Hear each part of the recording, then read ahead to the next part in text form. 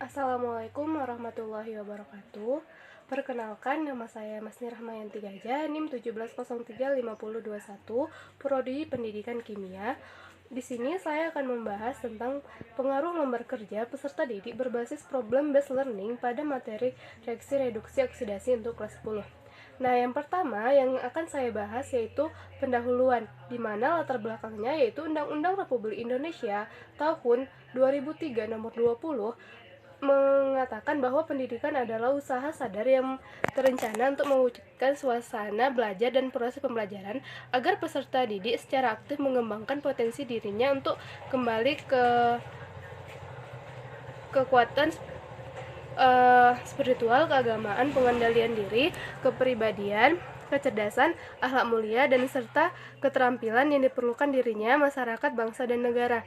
Nah, salah satu upayanya yaitu meningkatkan mutu pendidikan, di mana untuk meningkatkan mutu pendidikan itu seperti kurikulum 2013 yaitu problem based learning, di mana problem based learning ini adalah model pembelajaran dengan adanya pemberian rangsangan berupa masalah yang kemudian dilakukan pemecahan masalah oleh peserta didik. Setelah itu, model pembelajaran based learning ini menghadapkan siswa pada permasalahan-permasalahan. Nah, sedangkan kimia merupakan salah satu mata pelajaran yang menekankan pada pemberian pengalaman langsung untuk mengembangkan kompetensi agar peserta didik mampu mempelajari dan memahami alam sekitar secara ilmiah. Sedangkan lembar kerja peserta didik merupakan sarana kegiatan pembelajaran yang dapat membantu mempermudah siswa untuk memahami materi atau pelajaran tersebut. Nah, yang kedua, identifikasi masalah, di mana yang pertama bahan ajar umumnya digunakan di sekolah pada mata pelajaran kimia adalah buku cetak dan LKPD. Namun, bahan ajar yang digunakan umumnya belum mampu mendukung dan memaksimalkan kemampuan peserta didik dalam menentukan konsep secara sendiri. Nah, sedangkan LKPD yang sudah dibuat oleh Saudara Siska Triana Putri tahun 2019 itu belum dinyatakan belum diuji pengaruhnya terhadap hasil belajar. Nah, yang ketiga, batasan masalah, yaitu di mana melihat bagaimana problem based learning pada ranah kognitif yang dilihat dari nilai siswa mengerjakan LKPD pada materi reaksi reduksi oksidasi pada kelas 10. Nah, sedangkan rumusan masalahnya adalah bagaimana pengaruh bahan ajar lembar kerja peserta didik berbasis problem based learning pada materi reaksi reduksi oksidasi pada kelas 10 SMA. Yang kelima yaitu tujuan penelitian, di mana tujuannya mengungkapkan pengaruh penggunaan bahan ajar LKPD berbasis problem based learning pada materi reaksi reduksi oksidasi terhadap hasil belajar kimia kelas 10 SMA. Nah, sedangkan manfaat penelitiannya bagi guru yaitu bahan ajar alternatif untuk mengajarkan materi reaksi reduksi oksidasi di sekolah. Sedangkan bagi siswa sebagai salah satu bahan ajar untuk memudahkan siswa memahami konsep. Nah, kita bahas tinjauan pustakanya, di mana tinjauan pustaka ini terdapat lembar kerja peserta didik, di mana ada 4 bagian yang akan kita bahas tentang lembar kerja peserta didik ini. Yang pertama, pengertian LKPD, yang kedua fungsi LKPD, yang ketiga langkah-langkah pengguna LKPD, yang keempat kelebihan dan kekurangan LKPD. Nah, yang pertama kita akan membahas tentang pengertian LKPD, di mana ada menurut 4 pakar apa itu tentang LKPD atau lembar kerja peserta didik. Nah, yang pertama, Mizarwan pada tahun 2015. Beliau berkata bahwa lembar kerja peserta didik merupakan istilah lain dari lembar kerja siswa. Penggantian istilah peserta didik menjadi istilah siswa ini digunakan sejak berlakunya kurikulum 2013. Nah, sedangkan Trianto tahun 2007 beliau berkata bahwa lembar kerja peserta didik merupakan satu bahan ajar cetak berupa lembaran berisi tugas yang di dalamnya berisi petunjuk langkah-langkah untuk menyelesaikan tugas. Nah, yang ketiga yaitu Wiza Janti. Beliau berkata bahwa LKPD merupakan salah satu sumber belajar yang dapat dikembangkan oleh guru sebagai fasilitator dalam kegiatan pembelajaran. Nah, sedangkan Devi pada tahun 2009, beliau berkata bahwa LKPD merupakan lembaran-lembaran berisi tugas yang harus dikerjakan oleh peserta didik. Nah, selanjutnya yaitu fungsi LKPD, di mana yang pertama LKPD yang membantu peserta didik menentukan suatu konsep. Nah, di mana di sini yaitu sesuai dengan prinsip konstruktivisme, seorang akan belajar mengkonstruksi sendiri pengetahuan yang ada di dalam otaknya. Nah, yang kedua, LKPD yang membantu peserta didik menerapkan dan mengintegrasi beberapa konsep yang telah ditentukan. Maksudnya di sini LKPD jenis ini untuk peserta didik itu dilatih untuk menerapkan konsep yang telah dipahaminya. Nah, yang ketiga, LKPD berfungsi sebagai penuntun belajar. Maksudnya di sini LKPD ini berisi pertanyaan atau isian yang jawabannya ada dalam buku dan peserta didik dituntut untuk membaca dan memahami konsep tersebut. Nah, yang keempat yaitu LKPD berfungsi sebagai penguatan, di mana LKPD ini dibuat oleh penulis sebelumnya lebih mempengaruhi kepada pendalaman dan penerapan materinya. Nah, yang terakhir yaitu LKPD yang berfungsi sebagai petunjuk praktikum, yaitu LKPD merupakan petunjuk praktikum yang merupakan salah satu isi dari LKPD. Nah, selanjutnya, langkah-langkah penyusunan LKPD ini yang pertama, mengkaji materi, mengidentifikasi jenis keterampilan proses, menentukan bentuk LKPD, selanjutnya merancang kegiatan yang akan ditampilkan pada LKPD, yang selanjutnya mengubah rancangan menjadi LKPD, lalu diuji coba LKPD tersebut, lalu direvisi kembali.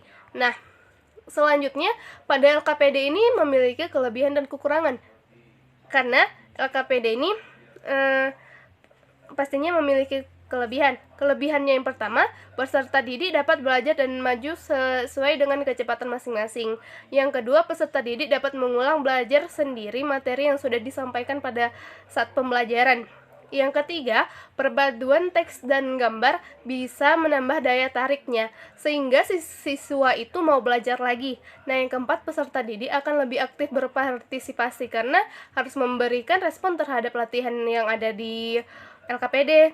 Sedangkan yang kelima, kelebihannya itu media cetak dapat dicetak ulang dan disebar dengan mudah. Nah, sedangkan kekurangannya, biaya untuk mencetaknya itu banyak karena berwarna, terus proses percetakannya sering kali memakan waktu, penyusunan dirancang sedemikian rupa agar tidak terlalu panjang, membutuhkan perawatan yang lebih baik dan tidak bisa menampilkan gerak. Nah, selanjutnya kita akan membahas tentang model pembelajaran problem-based learning, di mana pengertian pembelajarannya yaitu model pembelajaran dengan pendekatan pembelajaran peserta didik pada masalah yang tidak terstruktur dan bersifat terbuka. Pembelajaran berbasis problem-based learning ini merupakan peserta didik pada permasalahan praktis sebagai pijakan dalam belajar, atau dengan kata lain peserta didik belajar melalui permasalahan-permasalahan. Nah, selanjutnya karakteristiknya yaitu yang pertama, permasalahan menjadi starting point dalam belajar. Yang kedua, permasalahan yang diangkat adalah permasalahan yang ada di dunia nyata yang tidak terstruktur. Yang ketiga, permasalahan membutuhkan perspektif ganda. Yang keempat, permasalahan menantang pengetahuan yang dimiliki oleh peserta didik. Yang kelima, belajar pengarahan diri menjadi hal yang utama. Yang keenam, pemanfaatan sumber pengetahuan itu yang beragam pada PBM. Yang selanjutnya, belajar adalah kolaboratif, komunikatif, dan kooperatif. Selanjutnya, pengembangan keterampilan inquiry. Yang selanjutnya, keterbukaan proses dalam PBM. Dan yang terakhir, PBM melibatkan evaluasi dan review. Nah, sintak pembelajaran PBL ini ada sintak pada gurunya dan ada untuk siswanya, di mana untuk guru orientasi peserta didik pada masalah. Yang kedua, mengorganisasikan peserta didik untuk belajar. Maksudnya si guru ini akan membuat kelompok kelompok belajar kecil untuk siswa agar memudahkan mereka untuk menjawab pertanyaan-pertanyaan yang ada di dalam LKPD. Nah, yang ketiga, membimbing penyelidikan individu atau kelompok. Maksudnya di sini si guru akan membimbing si siswa untuk menemukan jawaban-jawaban yang ada di dalam LKPD. Yang keempat, menyajikan dan mengembangkan hasil karya. Setelah itu, si guru akan membantu si siswa untuk mengembangkan hasil karya yang telah dibuatnya. Yang kelima, menganalisis dan mengevaluasi proses. Nanti si guru akan mengevaluasi bagaimana proses dan hasil karya dari si siswa. Nah, selanjutnya si siswa. Sedangkan si siswa, yang pertama orientasi peserta didik pada masalah. Nanti si siswa itu akan diberi masalah dan mereka akan memecahkan masalah itu sendiri. Yang kedua, mengorganisasikan peserta didik untuk belajar. Maksudnya setelah si guru mengelompokkan, si siswa nanti duduknya berkelompok. Yang ketiga, membimbing penyelidikan individu atau kelompok. Yang keempat, mengembangkan dan menyajikan hasil karya. Yang kelima, menganalisis dan mengevaluasi proses pemecahan masalah. Mereka akan dievaluasi bagaimana cara mereka untuk menyelesaikan masalah yang sudah diberikan oleh guru. Nah, selanjutnya, lembar kerja peserta didik berbasis problem-based learning ini memiliki komponen yang disesuaikan dengan sintaks pembelajaran masalah, yaitu orientasi peserta didik pada masalah, mengorganisasikan peserta didik untuk belajar, membimbing penyelidikan individual atau kelompok. Yang keempat, mengembangkan dan menyajikan hasil karya. Kelima, menganalisa dan mengevaluasi proses pemecahan masalah. Selanjutnya, dimanapun ada karakteristik materi reaksi reduksi oksidasi ini, yang pertama untuk fakta peristiwa. Contohnya, peristiwa apel membusuk merupakan contoh reaksi redoks. Yang kedua, pengolah limbah dengan lumpur aktif merupakan contoh penerapan reaksi redoks. Sedangkan konsepnya, yang pertama reaksi pengikatan dan pelepasan unsur oksigen, yang kedua reaksi pelepasan dan pengikatan elektron. Sedangkan prinsipnya yaitu Bilox diartikan sebagai muatan yang dimiliki suatu atom dalam keadaan atau dalam senyawa yang dibentuknya. Sedangkan prosedural oksidator adalah istilah untuk zat yang mengalami reduksi atau Bilox turun, sedangkan reduktor adalah zat yang mengalami reaksi oksidasi atau Bilox naik. Nah, sekarang kita akan membahas tentang validitas, di mana validitas ini ada 3, yaitu validitas isi, validitas prediktif, dan validitas konstruk. Kita bahas satu per satu, yaitu validitas isi, di mana validitas isi ini merupakan kerelevanan antara bahan yang diuji dengan kemampuan pengetahuan, pelajaran, pengalaman, dan latar belakang yang akan kita uji. Yang kedua, validitas prediktif, yaitu adanya kesesuaian antara ramalan tentang kelakuan seseorang dengan kelakuan yang nyata. Nah, yang ketiga, validitas konstruk, maksudnya di sini bila ada gejala yang dites hanya mengandung satu dimensi. Selanjutnya, kerangka berpikir. Di sini LKPD yang berbasis PBL berisi soal yang di dalamnya mengembangkan keterampilan siswa secara bertahap dan berpikir tingkat rendah hingga berpikir tingkat tinggi. Lembar kerja peserta didik berbasis PBL adalah salah satu alternatif yang dipilih karena masalah-masalah pada LKPD disusun berdasarkan urutan tahapan berpikir dan bekerja dari sederhana ke kompleks yang mempengaruhi yang mengarah ke berpikir kritis. Nah, di sini ada kerangka berpikirnya. Contoh kerangka berpikirnya. Sedangkan hipotesis adalah jawaban sementara atas penelitian yang kita lakukan. Nah, di bab 3 kita akan membahas populasi dan sampel. Setelah itu desain penelitian, variabel penelitian, prosedur penelitian, instrumen penelitian, analisis instrumen, di mana kita akan membahas uji validitas dan uji reliabilitas instrumen. Yang terakhir kita akan membahas tentang teknik pengumpulan data. Yang pertama kita akan membahas populasi, di mana populasi ini kita tahu juga bahwa wilayah generalisasi yang terdiri atas objek subjek yang mempunyai kualitas. sedangkan sampel adalah bagian atau mewakilkan populasi yang diteliti. Sedangkan desain yang kedua, desain penelitian ini merupakan penelitian dengan metode eksperimental. Nah, sedangkan yang ketiga, variabel penelitiannya yaitu dengan melibatkan satu variabel X, yaitu sebagai yang menggunakan LKPD yang berbasis PBL, sedangkan yang terikat pada penelitian ini adalah belajar kimia. Nah, adapun langkah-langkahnya, yang pertama menetapkan sampel, yang kedua kita lakukan penilaian terhadap kemampuan awal siswa melalui pretest, yang ketiga kita lakukan proses pembelajaran dengan menggunakan LKPD, yang keempat mengadakan post-test, yang kelima menilai hasil post-test, yang keenam menganalisis hasil observasi mengenai pengaruh penggunaan LKPD berbasis PBL terhadap belajar kimia siswa.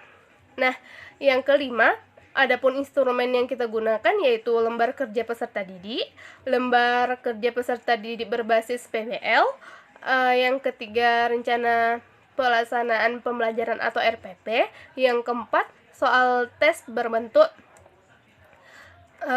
esai. Nah, selanjutnya yaitu analisis instrumen. Yang pertama ada uji validitas dan ada uji reliabilitas. Nah, di mana uji validitas ini adalah suatu ukuran yang menunjukkan kesahihan suatu instrumen. Dapat kita lihat di PPT bahwa itu adalah ada rumusnya untuk mencari validitas dari LKPD yang kita gunain. Nah, uji reliabilitasnya adalah untuk menunjukkan sejauh mana instrumen itu dapat dipercaya. Itu juga memiliki rumus, dapat dilihat pada slide. Nah, selanjutnya yang terakhir teknik pengumpulan data, di mana teknik pengumpulan data ini pertama metode wawancara digunakan pada tahap studi pendahuluan. Maksudnya nanti di sini tes yang digunakan pada penelitian ini yaitu tes awal atau pretest dan akhir protest. Ini dilakukan untuk melihat kemampuan si siswa. Nah, sedangkan teknik tes ini kita akan mengetes, kan kalau wawancara tadi kita wawancarai dulu dia, terus kalau teknik tes ini kita tes si siswa. Nah, sekian dari saya. Assalamualaikum warahmatullahi wabarakatuh.